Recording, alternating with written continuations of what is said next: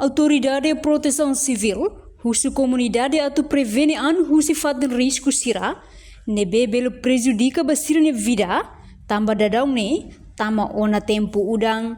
Liu husi conferência imprensa segunda-feira, lorong rua fulan dezembro tinring rua ronul resingat, sefi relação externa ba relação gabinete externa ba comunicação na PC, Nelson Nunes Orleans ba jornalista sira, iha salau na PC kai kolidili.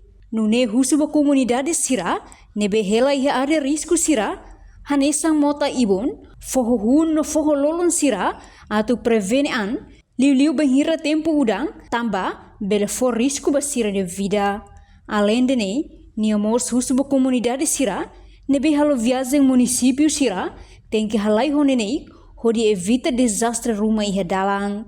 Atau atete ba itania comunidade sira, bele perbenesenian, tambarai udang, talvez itania mudança de climática, então, yani for pressão bot ba ita emang manusia, atu viagem karik halai nenei, ou atu nenei la bele hetan desastre.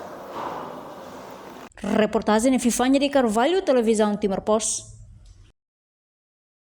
Janela informação ba emohoto, atau tem informação atual dia kliu, kita haluha, haneham botão subscribe, like, halo comentário, no fahe tutang ba media sosial hotu.